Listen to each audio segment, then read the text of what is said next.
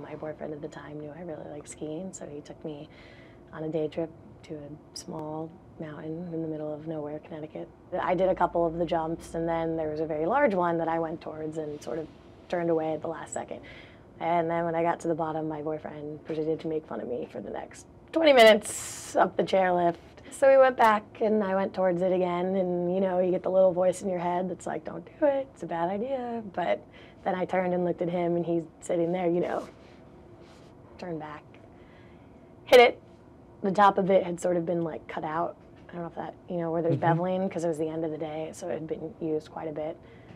So when I hit it, it popped me way up and backward. And by the time the paramedics got there, you know, all I would say was like, you know, don't let me be paralyzed, don't let me be paralyzed. I received a telephone call that my daughter had been in the accident.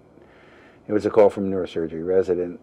Unfortunately, I'm a neurologist, so I knew exactly what questions to ask, and so it was immediately apparent to me that she was not likely to be able to recover neurologic function.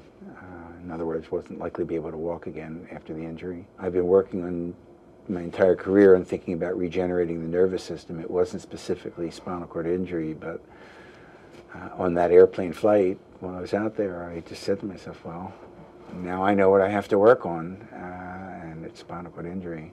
When she woke up, she was still had the tube down her throat, so she wanted a piece of pencil and paper, and got the pencil and paper, and she writes down, "Be kind to Adam." That was her boyfriend, who she was skiing with at the time. She's afraid I was going to be angry at him and blame him for it.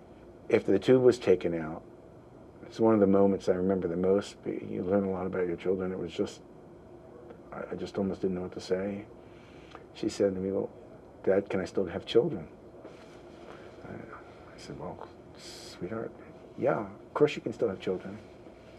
And she stopped and she said, "Well, I didn't hit my head, and I still have everything that makes me Allison. And I still have your mom and dad. I still have Adam. I can do this." And I just didn't know what to say. And she really maintained that attitude more than dozens of times. Has told me, "Dad, get over it. Come on, you know, just move on." So, I mean, she's handled it remarkably well. And can you just move on? No, I'll never get over it. Never. Until? Well, if I'm a very lucky man, and I live to see the day when either the things that I've done or the things that my colleagues are doing enable my daughter to walk again, then I'll be a happy man.